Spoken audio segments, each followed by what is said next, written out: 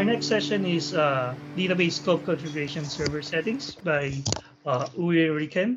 We've been trying to get Uwe to have a session in one of our meetups since last year, but the schedules never match up. So it's another blessing brought to us by going virtual. We now can have Uwe, even if it's not the F1 season. So Uwe is one of the few Microsoft certified master in Germany. There's only a few in the world actually. So he's also a Microsoft MVP for data platform. He's been doing SQL Server for quite a long time. He's a very seasoned professional. He's been speaking in a lot of SQL Saturdays and conferences. So without much ado, I'll hand it over to Uwe. Yeah, thank you. So you can hear me? Yeah, we can hear you. That's perfect. So let's do a small preparation that I switch over, that I can share my screen. All right. Just a second, please. It will work now, yes. So, technique. So, come on. Let me. Here we are. And we switch. And that's it. So, okay, so now I share my screen with you. First of all, big welcome to everybody. I know that it's late evening in Singapore, I think. It's 8 p.m., right? Yep. Yeah, so in Germany, it's currently 2 p.m. So I'm awake, completely awake. So I hope that you can see everything here. You can see my screen, that you can see my presentation. Yeah, we can see your screen. Perfect. And I hope that everybody could read this, that the letters are large enough for you when I show you my SQL Server Management Studio. Is that okay for you too, yeah? Yeah, we can read it. Okay, then we can start. So first of all, please feel free to ask any questions after the session. I'm very happy to answer every single question from you. To be honest, I would have loved to be on-prem in Singapore, but unfortunately this year I cannot make it happen because of the restrictions of COVID. So I think everybody can understand it so far. And however, thank you very much to the organizers. It's a really great pleasure to speak for the Singapore user groups. It's always a pleasure for me being in Singapore. And my topic today is database scope configuration. I want to give you unfortunately, a short overview about the functionality of it and the reason behind that. So this is me. This is just only commercials. Forget about everything what's on the left side. Just only take a look to my email address. It's a true address. It's not a fake address. Whenever you have a question or you want to have a slides or the demos, whatever you want, some recommendation, drop me an email. I promise to answer you every single email, hopefully in near time.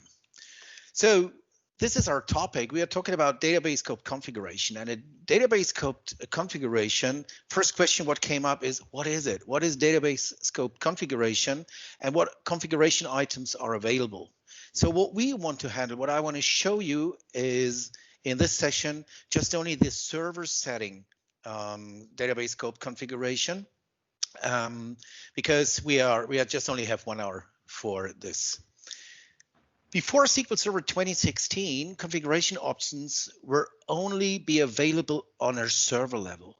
And the biggest problem with that is whenever you change one setting, it could lead to problems for databases. Let's say you have a hosted instance where you have, let's say, 20 database application databases. And if you set one server configuration setting, it affects all the 20 applications. And that could be a nightmare. For Microsoft, it was a pretty cool deal because for just only one reason. If you see that you, for example, change the max degree of parallelism, and then one application could not work with that, what do you have to do? You have to implement or have to install a new instance or a new SQL Server. And that means licensing, that means dollars for Microsoft. One of the most known products, I think most of you know it, is SharePoint. When you want to install SharePoint on a server, it requires that the max degree of parallelism setting is set to 1. And if it's set to 1, it does mean that it affects every single application. So just for example, you have your SharePoint and you share the instance with a high transactional system. That doesn't work for you because the MAXDOP 1 does affect the high transactional system in the same way as it affects SharePoint. And that problem, Microsoft became aware of very, very quick. And excuse me, maybe you remember long, very, very long time ago when Azure came into the game, SQL Server database as a service. Then Microsoft were thinking about the database scope configurations. So with the possibility of the configuration of database scoped items, we can now implement a more granular setting based on single databases, and that makes it absolutely perfect. Database scope configuration can be configured different for an always-on availability group, and that is to be honest, one of the biggest, coolest thing. Think about the max degree of parallelism, or better, the coast threshold for parallelism. Oh, MAXDOP, sorry. The MAXDOP is for an OLTP system. Let's say a MAXDOP of 4 is absolutely perfect. But what will happen if you have an always-on availability group, a readable secondary, where all your reports are going on? Then it might be very cool to have a MAXDOP of 8 or 16, something like that. And with database scope configuration, you have this opportunity to set the settings on the readable secondary different from the primary server. And that is a really cool thing. Database scope configuration, as the name said, is based on databases, not anymore on servers. And what you see here, and these are the 5 topics I want to show you, is the most popular settings. Max degree of parallelism. I know that most of you know what max degree of parallelism does mean. And I want to show you how it will be set on database level. Parameter sniffing is a big issue. Parameter sniffing, if you can disable it on server level, but the problem is if you do it on server level, every application is affected. Optimize for ad hoc workloads, very cool thing, not so often used.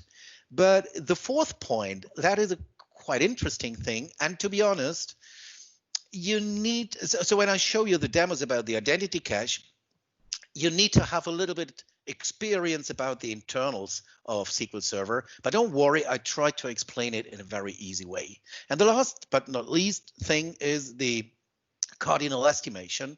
You know that cardinal estimation, the new cardinal estimator with SQL 2014 came into the game, and everybody's saying, yeah, fantastic, yeah, my ascending key problem is solved, blah, blah, blah. And a group of people said, oh my goodness, my queries are running slower than before. And this problem can be changed with the cardinal estimation. So that is the point I want to show you here. So the general configuration item is so that we have the max degree of parallelism, parameter sniffing, optimized for ad hoc workloads, identity cache, and the cardinal estimation, which could be configured on server level only. Now we can do that on a database level. Here comes the first thing, the max degree of parallelism. Long story short, the max degree of parallelism determines how many cores can your query use when it goes in a parallel mode. That means that the costs are quite high, and when the costs increase, then SQL Server will decide whether to use a parallel plan, and then it consumes all the cores which are available, which has been set to the max degree of parallelism. The commands for every database scope configuration is quite simple. Alter database scope configuration, set name of the configuration parameter to a value. It will be overwritten by a query hint. I think that a few of you know what it means. When you enter a query, when you run a query, select star from, and you use the option MAXDOP, that will overwrite this, and that is the same as with the server configuration. But here comes the good point. It will not be overwritten of more restrictive server configuration settings. That is a cool thing. Think about SharePoint again. And again, think about the situation that you say, I have my SharePoint databases on an instance, and I have my OLTP system or my data warehouse system on the same instance because I want to save money. And what you can do then is, let's run on the server side the MAXDOP 1 for your SharePoint, but for your data warehouse, you can configure the MAXDOP dedicated to your database, and that will be used over a server setting, whether it is more restrictive or more open. It doesn't depend on the database scope configuration rules over the server configuration. And I want to show you how that does work. Very simple, easy query. I have prepared the database, and what I'm doing is very primitive. I create a view. By the way, the table I have here, the tables, they are all heaps, so that means I don't have any optimization with indexes. So what I'm doing now is I configure my SQL server setting to the defaults. So the cost threshold for parallelism by default is 5. It's way too less, but that's the default. And the max degree of parallelism in line 69 is set to 0. That means when my SQL server, when my query runs, it will use all my cores. Not a good practice, but seen very, very often. So now I'm in my customer orders, and I set the database scope configuration to 02. And here comes the query. Go for it. It takes a while. There's a few rows in. So, and here we are, and we have 4 seconds for 129 rows. So when I look into the execution plan, you see here, what a nightmare. Everything is going in parallel. And the good thing or the bad thing with parallelism is whether you decide, is the distribution of data okay or is it not? When I look to the customers, just want to show you what I mean. Here, when the table scan is coming into place, you see the number 10. And here you see a really, really bad plan for distributed data for a parallel plan. You see that only just one core is doing the work, but all the other 3 are doing nothing.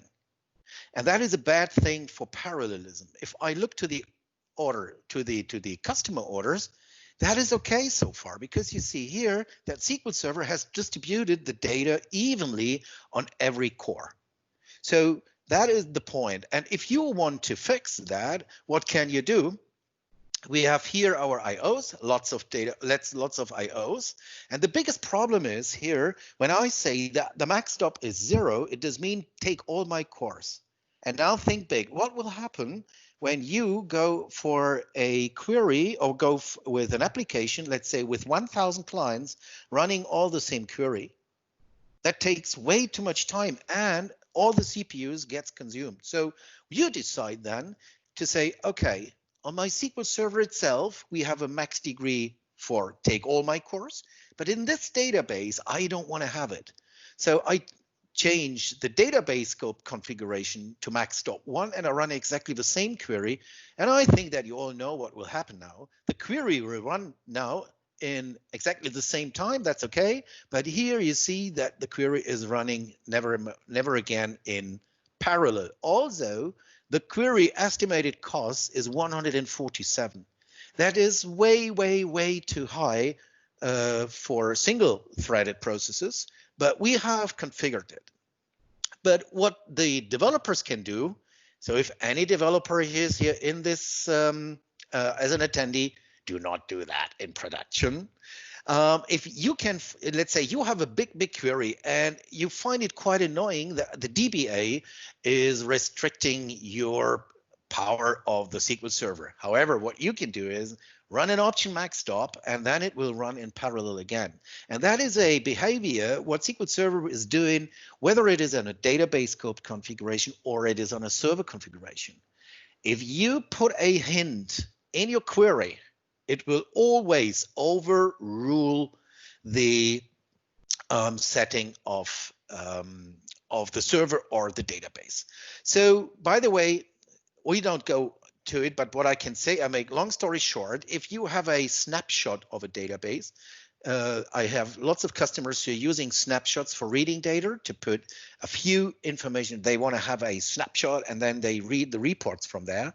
The rules will be exactly the same.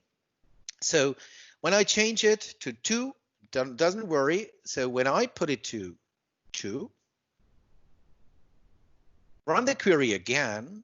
So now it does mean that SQL Server is only allowed to use 2 cores and it will work perfectly. You see here, thread 1, thread 2. This is the consumer thread. But what will happen now? I put it to 2, and now someone is changing the server-wide configuration to 1. So that does mean that we now have a more restrictive setting on the server. And my first expectation when I was reading first about server configuration and database scope configuration was that the server will rule over the database, but it won't. So the database setting is always the leading setting in your database. So this is another database scope configuration. Do that not in production. You see what the system will do. We clear everything. Every execution plan from the database gets cleared. And I run it again, put it on a 0. And when I run it again, we will again use, maybe people may think 4, but the server configuration now comes into the game. Because the 0 does mean if you put the MAXDOP to 0 for database scope configuration, the expectation for a customer was when they put it to MAXDOP 0, then it takes all my cores. No. When you put it to 0, then the server setting comes into the game again, and that will limit the parallelism of the query. So that we can skip this. Yeah, fine. Okay, so far that was about the max degree of parallelism. If you have any question, as I said, feel free to ask after this. Parameter sniffing. A parameter sniffing problem is, I would say, nearby in every database I have seen with a customer. That is a really, really common problem if you have skewed data in your table. For example, you're running a business in Singapore, and most of your businesses are doing in the Asian area. Suddenly, a tiny little company from Germany is coming and is ordering something from you. Let's say you have 1 million rows into your order table, and then you have a stored procedure which filters your data based on the location. What will happen if you run this stored procedure, run it against Germany, then SQL Server will see, oh, come on, it's just only 1 row. And one of the biggest problems is if you run it again, then afterwards, again, the Asian area, then it's say, well, we have 1 million rows. But the problem is that the execution plan has been generated based on the very low number of rows for the German rows. So, and that is a problem. What you can, or maybe can solve with disabling parameter sniffing. It is not a common approach, but it is possible to do that. Before using database scope configuration, the DBA could use the trace flag 4136. That was a common thing how to solve this. What does this mean? Very, very simple. I will show it in a demo later on. It does mean that SQL Server will not sniff the value and reuse it for the compilation of the execution plan for the second, third, fourth run of the query. The biggest problem with this trace flag is, or was, it was server-wide. And again, we have the same problem as we have with the MAXDOP. So it was not a very useful thing. But what you could do was, you could use it in a session as a trace flag. That means for example, you run your store procedure and then you enable the trace flag just only for your session. Here come the biggest problems. To do that, you need to be a sysadmin. So it was absolutely a really weak solution. But then SQL Server with 2012 came with query hints. And I think that most of you know the query hint optimized for unknown. And optimized for unknown, that is exactly the same as disabling parameter sniffing. I will show it in the demo and explain it in the demo. Another option, but that is exactly handling exactly the same situation, is setting a query trace flag. The query trace flag 4136 does mean that you do not enable the trace flag on a server or session level, but only on a query level. But again, we have a problem with that query trace on blah, blah, because you can only use it if you're sysadmin, because you're changing configuration settings. And again, that wasn't feasible. So that was the reason why we have the optimize for unknown. A third practice is using a parameter inside a procedure. But that is all, let's say, too abstract, because I think we could best learn when we see how it works. And here comes the story. We go back to that and we go to the properties and we go to the parameter sniffing topic. So what will I do? First of all, I create a demo database. And what I'm doing then is I put a few records into a table called dbo.messages. So these are, I have a 2019 server running, and in 2019 does mean we have around 300,000 error messages in our sys messages. Every single edition of a new version of SQL Server is creating more and more messages. So now what we have is, let me show you what it is. When I look to this, it looks great. Here we have, these are my warnings, messages, error messages, all this kind of stuff. And you see that we have around 310,000 rows. So your developers say, well, it is not allowed to access the table directly. Give the application a store procedure, which will be used to gather the messages. And here is my store procedure. And you see here that I have created on the severity an index. And this severity is the parameter for my stored procedure. And what I'm doing here is I want to see all my messages based on a fixed, on a severity value. Here comes my result. Think about the story with the shop. And let's say there is a few people coming from Germany. Most of the people are coming from Asia. And here comes the problem. I run the first one, get messages severity equal 12. So that you see here, my severity is 12, and have a look to the number of rows. It's only 22, pretty cool. But the biggest problem is when now we come to a problem or to a number where we have more of them. Let's have a look to the execution plan. And that is really interesting. Please draw your attention to the sort operator, please. I have in my query, sorry, here we are, an order by message and language ID. Due to the fact that it's not indexed, we need to have a sort operator where all the rows, these 22 rows are going through, and then we go to a sort and get to the output. Have a look to the following information. First, look to the estimated subtree costs.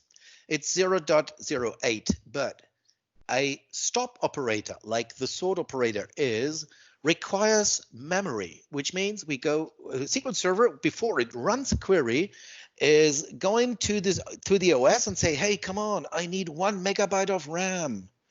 And the OS system is asking for, what do you need this? And SQL Server is answering, well, I need to sort something. And then Windows say, well, okay, baby, here you have it. So we now have requested 1 megabyte. And you know, I think everybody of you know, plan reusability is one of the preferred techniques in SQL Server or in any RDBMS. But reusability of an execution plan does mean that when we say, hey, come on, it's exactly the same query, that then SQL Server decide, well, okay, I have a plan for you, and see what happens. I run this query and it runs, and it takes a while. And we have 4 seconds for 227,000 rows. To be honest, I know a few developers would say, oh my goodness, it's amazing, incredible fast. The reason why they say it is they compare, say, come on, 200,000 rows in 4 seconds. That's brilliant. The problem is that the developers do not see the execution plan. Click on it. Oh my goodness. You see here, first of all, that we have exactly the same execution plan. SQL Server is going through the index, and then we have to take a lookup in the heap to get the rest of the rows. And look to this. When you see the number of rows, the actual number of rows, which with 227,000, have a look to the estimated number of rows per execution. The estimated number of rows is coming from the very first execution of the store procedure. And what you see now, hopefully, what problem we have, because SQL Server was thinking that we were coming back with 22 rows, and therefore SQL Server say, come on, I need 1 megabyte of RAM for the sort operation. But I think that you know that this could not work, because with 1 megabyte, I am not able to sort 227,000 rows. So we run into a problem. And this problem does mean that SQL Server was using tempdb for the sort operation. By the way, you have a best practice SQL Server configuration if you have your tempdb on the C drive formatted with a 4K and just only one file for tempdb. Enjoy it. And if you have a proper installed tempdb on a flash disk, for example, and you see that your query is running slow, what will you do? There is no faster storage than flash disks. Yeah, and if you see that the SQL Server is running slow, keep your eye on the execution plan and see what's going on here. You see, oh my goodness, we have a sort spill. And the reason for that is very, very simple. Let me show you the problem. If I look to the SQL Server here, so what you can see here is, let's go for the parameter list. Here we have a common scenario, what we all want to have. It's called parameter sniffing. Look to this. The execution plan is based, or has been created, based on a value of 12. Due to the fact that the query didn't change, the query code didn't change, nothing changed, SQL Server said, well, okay, it's exactly the same query. Why should I change the strategy to retrieve the data? But unfortunately, you see, well, this plan is for the number 12, but I used it for the number 16. And that is a problem with skewed data. So what I'm doing now is, vice versa, I clear my data cache. So I run it with the 16, see what happens. 4 seconds was the time. It will be here nearby the same, but that's because of the output, okay? But look to this, bang. What SQL Server did was, SQL Server was running a table scan with a sort operation, which was the most expensive part here, because we see that SQL Server is saying, well, it's the 227,000 rows, but look to this. Look to the memory grant and compare it to 1 megabyte. If I could have this as Singapore dollars, I would live in Singapore with the beginning of the next month. I would buy a house, a door of a house. Singapore is quite expensive. So, and then what will happen? That was the very first query. And now I come with this tiny little rows with just only 22 rows. Look to this. Incredible fast. And think about the developers. they would say, oh my goodness, it's less than a second. But what is the drawback? Look to this. SQL Server was running a sort operation, which is fine, but look here what happened.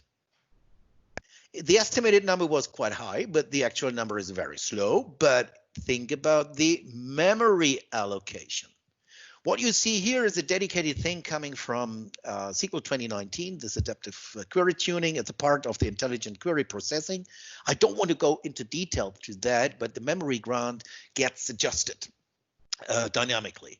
So, but the problem here again is we have just 1 megabyte to use, but SQL Server has requested 99 megs. And again, don't think or don't have a look just only to this single one query. Think about a web platform, and thousands of people are running this query at the same time.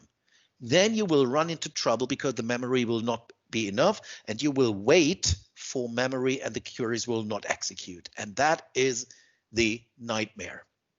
So what we did before the database scope setting, we could disable this parameter sniffing by using the trace flag. I execute this. So now for the whole server, parameter sniffing is disabled. Don't do this in production. You will definitely run into trouble with your managers. So here we have the, just a second, let me check this. Yeah, the DBO get messages. My query has been executed 2 times, which is perfect so far.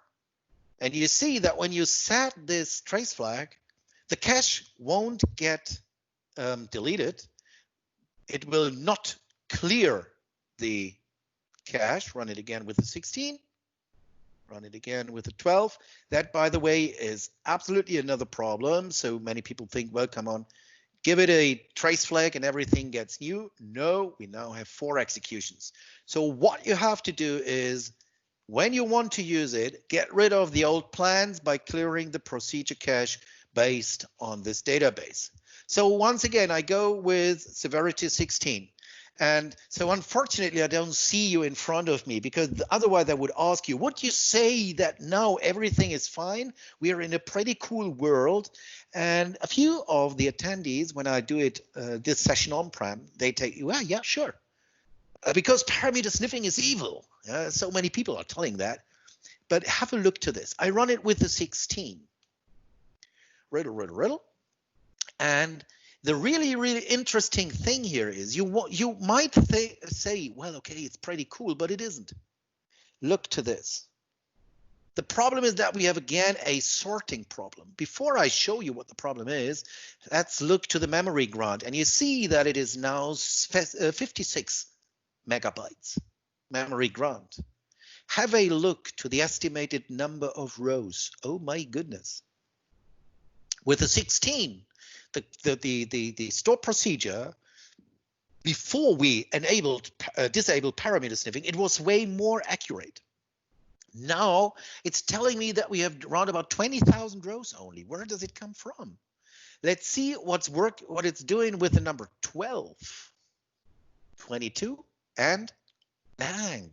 Oh my goodness, again, now we don't have the information at the sort operator, we have it on the select operator, and SQL Server will tell you, well, come on, baby, you are using too much memory.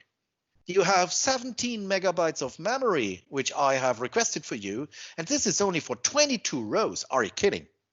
And the biggest problem here is that SQL Server is, again, estimating around 20,000 numbers of rows.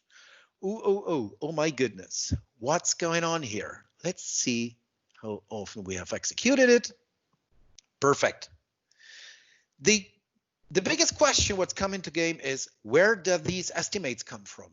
And long story short, what SQL Server is doing is SQL Server is not looking in the histogram of the index, but it is using the so-called density vector.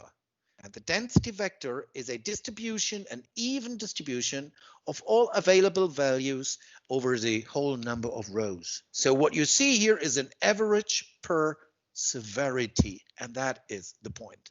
And if you disable parameter sniffing globally, that does mean that every single database is affected, every single query is affected. So therefore, what you should do then is you should use, if you want to do that, by using the database scoped configuration. You can use it in this way, like that. That's for session. Or you say alt database scope configuration. Now I have to think it's parameter sniffing equal to off. So hopefully it was okay. Let's see. Yeah. Sorry. The equal to. That is something which is very, very funny with Microsoft. Sometimes you have to use an equal, sometimes not. Oh, I have to check it. I do it this way. Okay, so now I have it just only here in my session, but not on the server. But this is only allowed for sysadmins. So, and that is not a good thing. So switch it off. Instead of using the database code configuration for parameter sniffing, what you can do is, let's say you have an older version of SQL Server which does not support it. Don't worry. Here is the trick. You can use it in your query, then you avoid it. Or what you can do is you use a hint called disable parameter sniffing. This is one point. Or what you can do is you're using a variable. And to be honest, normally I would ask for everybody here in the room who is using variables in store procedures to use them as a predicate in a select statement or an insert or what else in a select statement. If you do so, it is not good if you don't have problems with parameter sniffing. Because if you do it this way, you declare a variable and then you use this variable, which you have formally declared in your store procedure, then SQL Server is not able to use the histogram. It will always use the density vector, and that means that you only have an average of numbers. That is not the good thing. Oh, here it is. Yeah. Set parameter sniffing on off. And I think that we are, what is the time? Yeah, I check it out later on. The good thing is I'm the last one, so I can extend my session as long as I want. But hopefully you will enjoy it so far. So parameter sniffing is a problem in databases. I see it quite often. And to be honest, also you have this option for parameter sniffing for databases. I would not recommend to use this. If you have some problems for that, my opinion is use the optimize for unknown or disable parameter sniffing as a query hint, because that is the most granular thing to avoid that. Optimize for ad hoc workloads. That is another interesting thing. And to be honest, this will mostly happen if you have applications, vendor-driven applications, where you cannot change the codes. One of the biggest problems is when SQL Server is storing an execution plan, then this execution plan consumes memory. And what you want to do is you want to use your memory not only for cached plans, you want to have it for the buffer pool and want to have it for your data. But the problem is that SQL Server can, the application, if it's wrong, if it's not correctly developed, can absolutely bloat it. That means that you have thousands of plans in your plan cache, but every single plan is only just used once. And believe me, you can see it very, very often in applications. Let me show you what I mean with this. No, so go for it. Optimize for ad hoc workloads. Again, I'm using my customer database. It's a 700 MAX database. And what I'm doing is I am creating a unique clustered index on the customers table, because what I want to do now is I want to run 100 queries against my customers. First of all, what I'm looking for is, hey, how many execution plans do I have which are depending on the customers table? And I have nothing. Okay. And now I play around with the application, with the code, which is hitting my database. And please have a look to this one here. So what will I do? In the row number 62, you will see my statement. It's called select star from customers where ID is equal to a placeholder. And then what I'm doing is I'm replacing the placeholder with the current value of the I variable. So what does this mean? When I run it for 100 times, SQL Server will run a statement called select star from customers where ID is equal 1, ID is equal 2, equal 3, 4, 5. And as I said, believe me, there are lots of applications on the market who are doing this. I run this. Yippee-yay, you will see now a 100 executions. And now have a look to my execution plans. And I think that you all will know now what happens.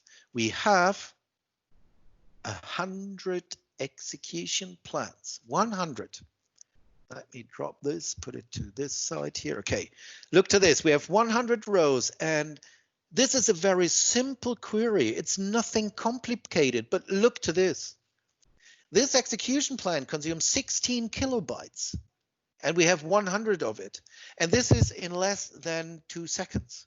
So now think about an application which is running thousands of these queries against your database, and every single time with a different ID.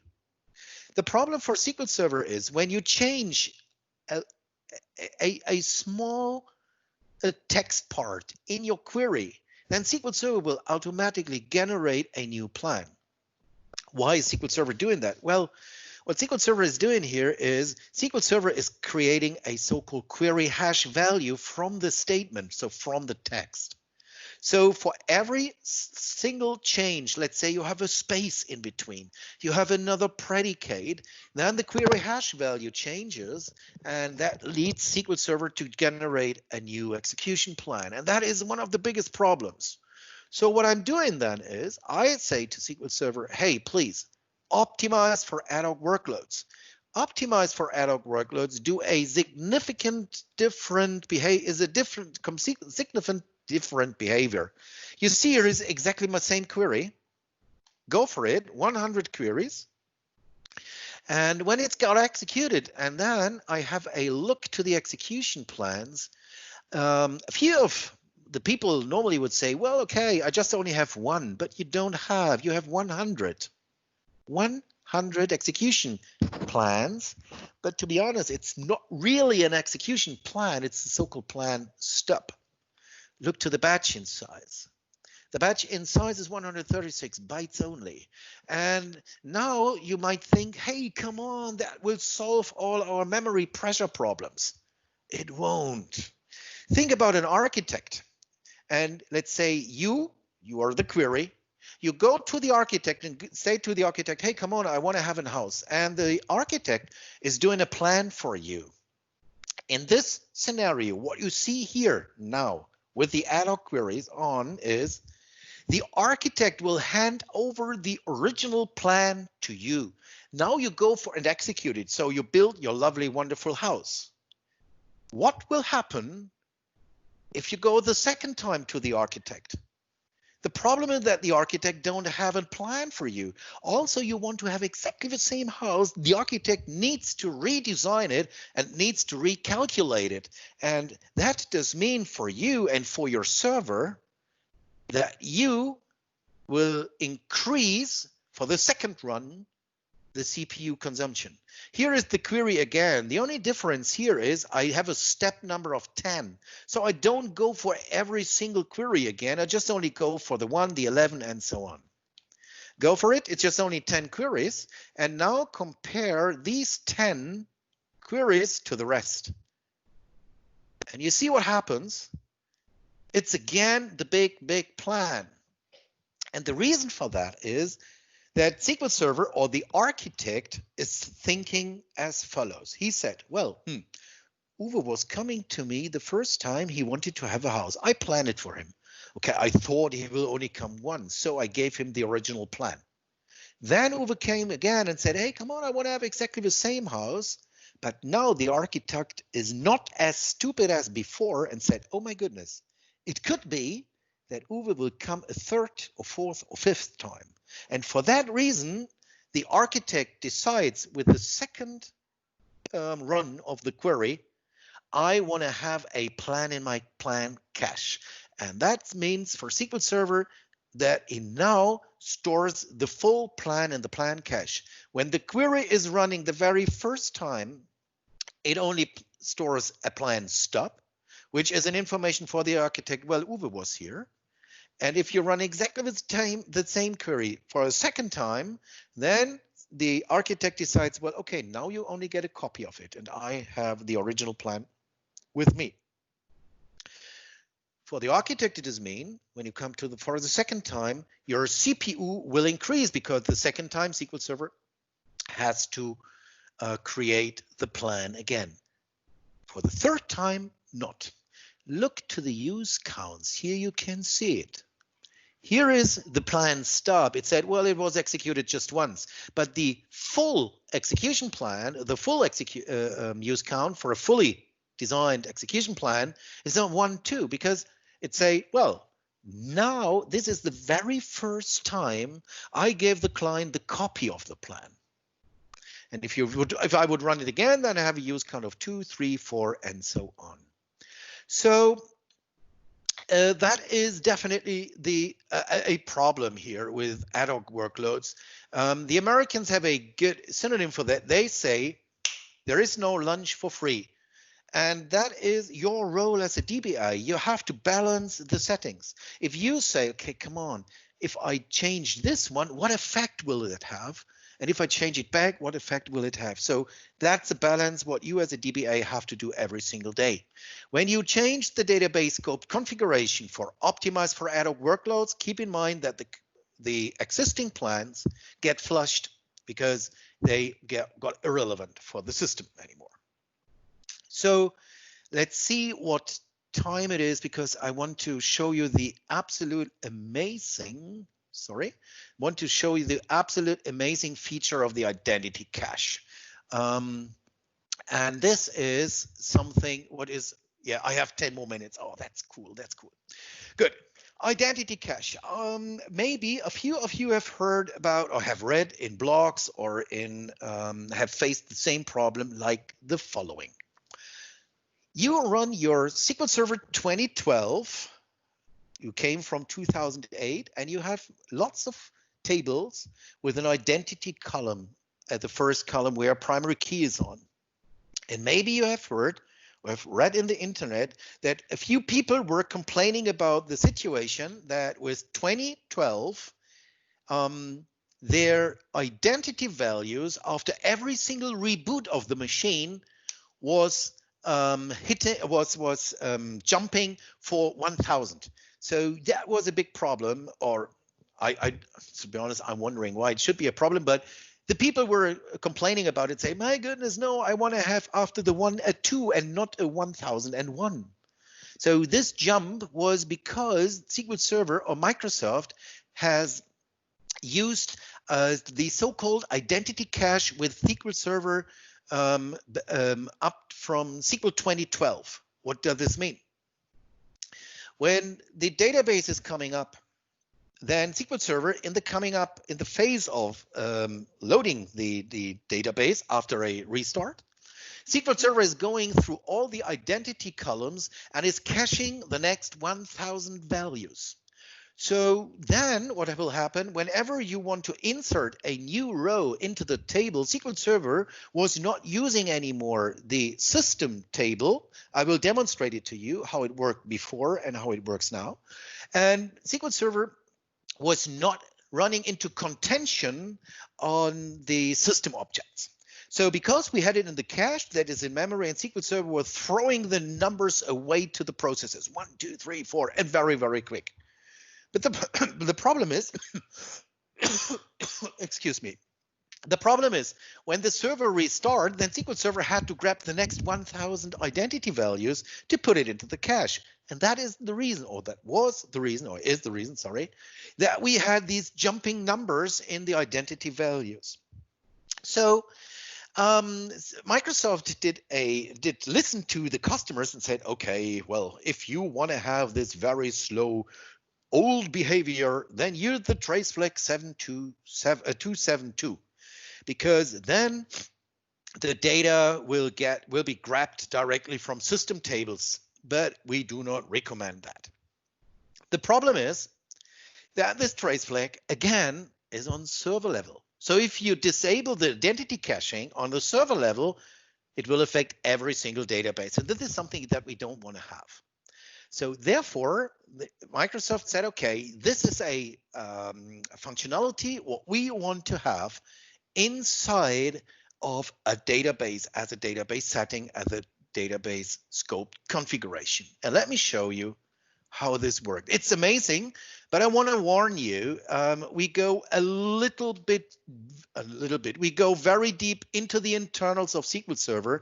Maybe a few of you are clapping their hands and say, yeah, my goodness, we have a 500 or 400 session here. No, this is only for understanding what the problem is. And I try to keep it very, very, very simple. So here we go. What I'm doing is I create my demo database. And what I'm doing is I am now changing the behavior on a server setting, on a server-wide setting. I now will do, SQL Server use the old version, how it worked before 2012. Go into my demo table, go for it. And here I create my customer table, make a checkpoint because I don't want to see anything in the log file. Let's just have a look for it. Looks brilliant. Okay, so that was the starting. You see here that I have an ID, which is an identity. And what I'm doing is now I'm inserting a new row. I put it into a transaction to see the open blocked objects. As long as my transaction is open. And here is my insert statement. Go for it. So we are in flight. We are in a transaction. We have inserted a row. And my first question is, what resources are blocked by this insert statement? And look to this. That is interesting. Here is my customers, my object. This is my table. In this table, on the page 142, IX does mean, hey, we are planning to have an exclusive lock in the object on the page on this value. This is my key value. This is my record. So these three rows, what you see here, are all only relevant to the customers table. But look to this. You see here that a system table, SGSQLPASS, is blocked. Oh my goodness. There must be something interesting. The first question what came up was, my goodness, for what is it good for? We come later on to it. When I look into the log record, we go down and down. This is not so interesting here. Look to this. Here is the SGSQLPASS. You see this here? Again. So what is SQL Server doing here? The rest inside here is building up the table, and here is my insert row. So here gets my data inserted, but think about the logical order of work. When we run this insert, first of all, the very, very first thing, what SQL Server has to do is we need to grab an identity value, a new identity value.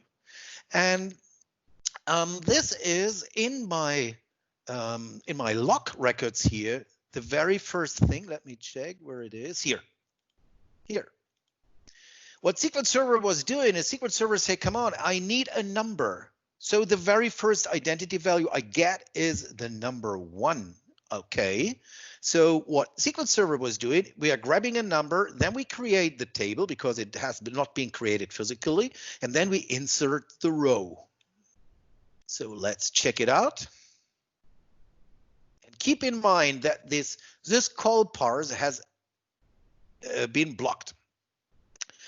So the first very cool thing now is we are all people who want to investigate. Hey, what's going on there? And you maybe want to know what is in this call parse. If you try to run a select against it, you will fail, because the problem is that this call parse is not available when you're not in the admin mode.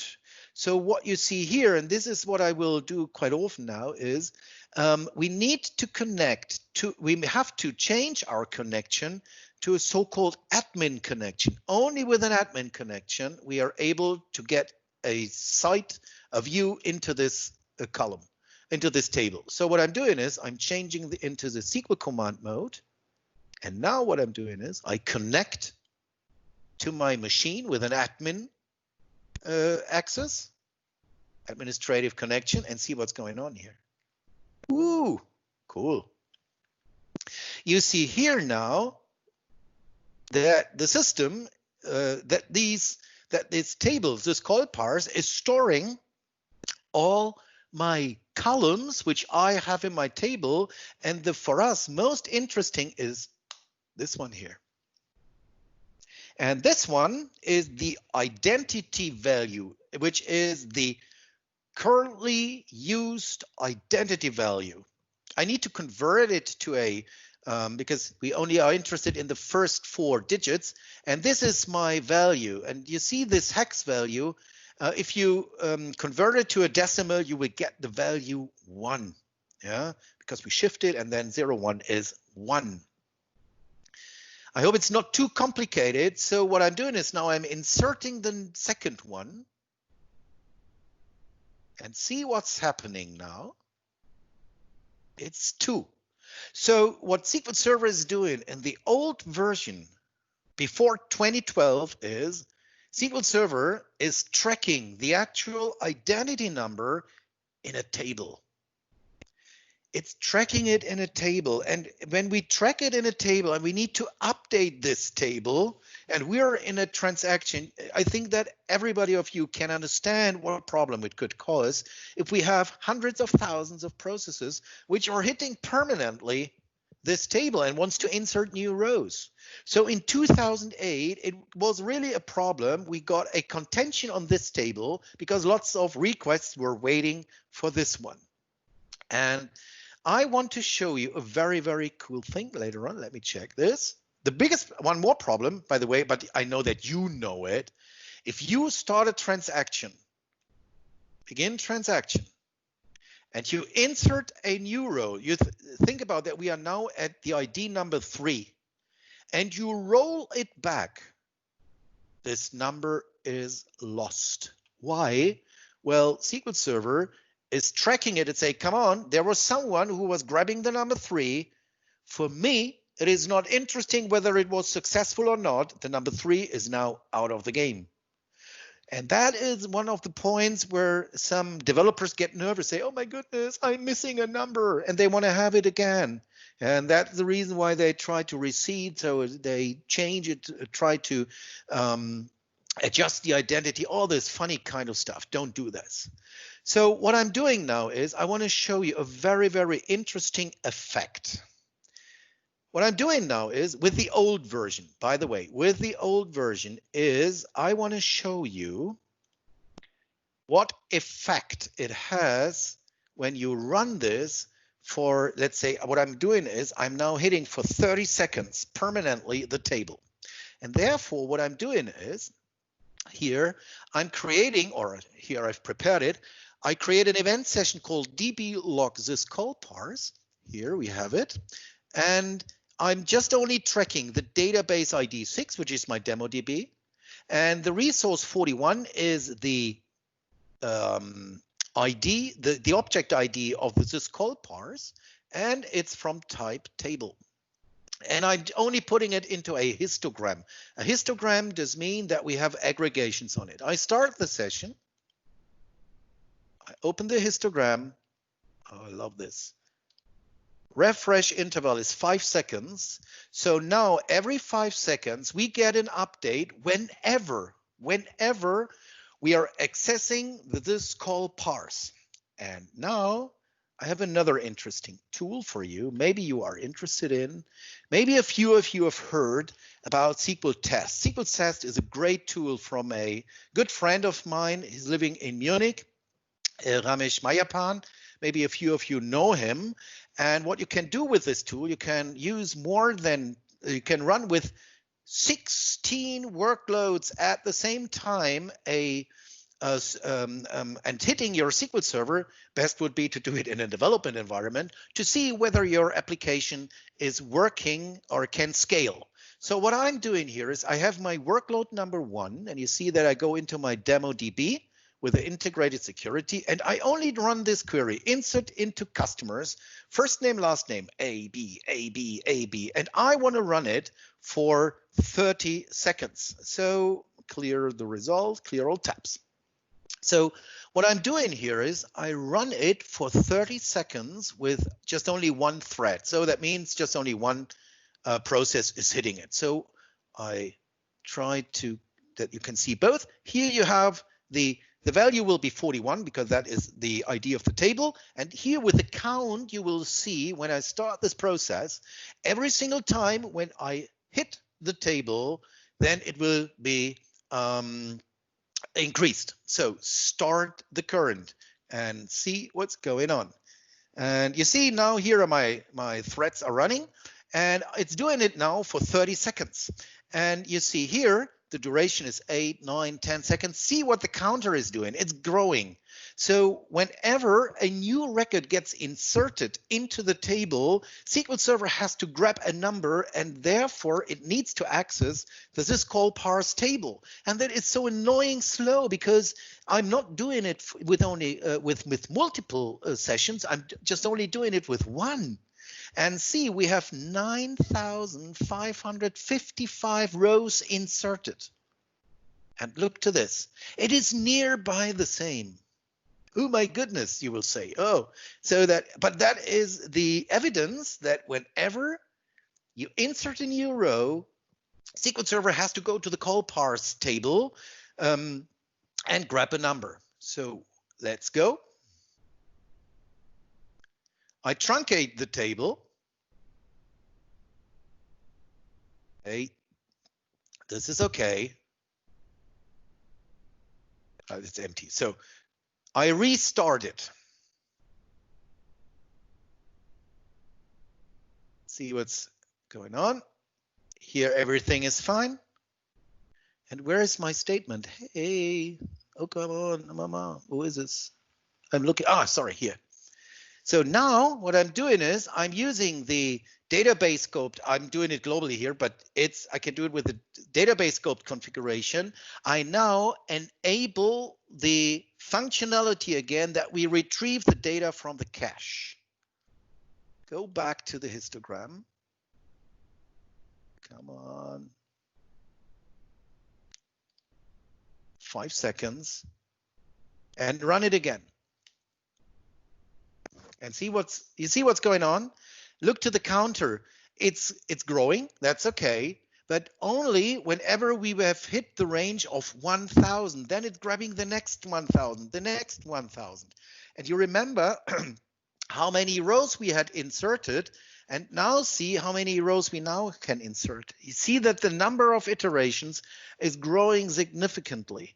And that is because we are not hitting the tables syscall parse. We are just only going into the cache, we grabbing the number from the cache. So that makes it so incredibly fast. You see here that we just only have 30 accesses to the table itself. And that is a feature what I would strongly recommend to you that you don't disable it. Unfortunately, I see it so often because developers want to have ascending keys, and there should be no value missing. Oh my goodness. So we have way more scalability in the system when you don't use it. But when I asked the developers, for what reason do you want to have it? It's just only a surrogate key. They said, yeah, they want to have it. It's the same as when you put flowers on a table and they have to look nice. That is exactly the same for them.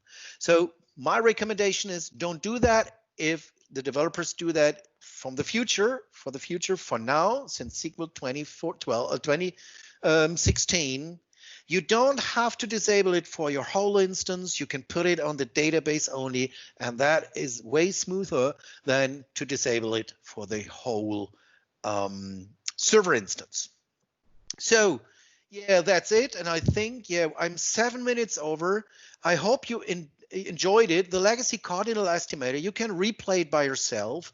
Legacy cardinal estimation, long story short, if you're running SQL 2016, 2014 and newer, and you see that you have a degradation in your query because of the new cardinal estimation, then you can stop the new cardinal estimator in your database by setting the legacy cardinal estimation to on. So that's it from my side, and I hope that you have enjoyed so far my session, that I was showing you some interesting things. And yeah, and now I'm open for questions if you have. Yeah, definitely enjoyed that session. Uwe, I got a question. For AG with multiple secondaries, right? Can you set different DB scope values for each secondaries, or it's one for all secondaries? That is a very good question. Let me show it to you. The question was, when you change for a database scope configuration setting, is it possible to have different settings for every secondary? The answer is unfortunately no. If you set for the customers, for the database scope configuration, any database scope configuration, you can say here, just want to show it to you, you can only set it for the secondary in general, but not for saying, well, I want to have it this value on this one and this value on this one. That does not work. Unfortunately not. Yeah, definitely this gives a lot of granular control for DBAs and for each database, right? For multi-tenant. Yeah, so, you know, to be honest, I am missing one database scope configuration. I'm really missing it. And I'm in discussion with Microsoft. We're from the MVP teams. We are sometimes talking to the optimizer guys and to Joe Sack and all these guys.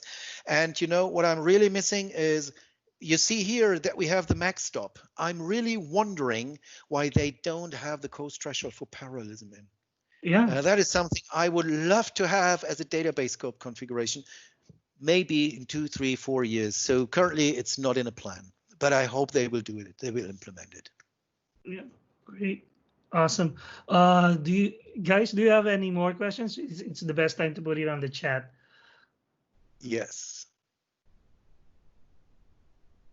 And by the way, I already mentioned the link to the evaluation on the chat. If you guys have a few minutes, you can provide your feedback, ask more questions to Uwe regarding the session, or if you have any specific questions that apply only to you, then you can go ahead and put it on the feedback.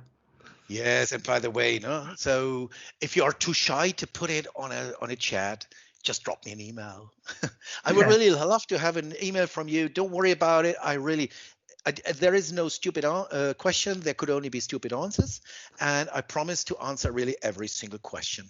And I don't know if you're interested in the slide decks and in the demo databases, I can send you the links too. Awesome. All right. I think that's, do you have anything to add before we wrap up? Not from my side, no. All right. So I think that's all for tonight, everyone. Thank you for joining us again, and watch out for the announcement for the next episodes. With that, thank you, Uwe. Thank you, Aro. You're welcome. It's a Thank you, pleasure. everyone, for your time. Thank you all. Bye-bye. Bye bye.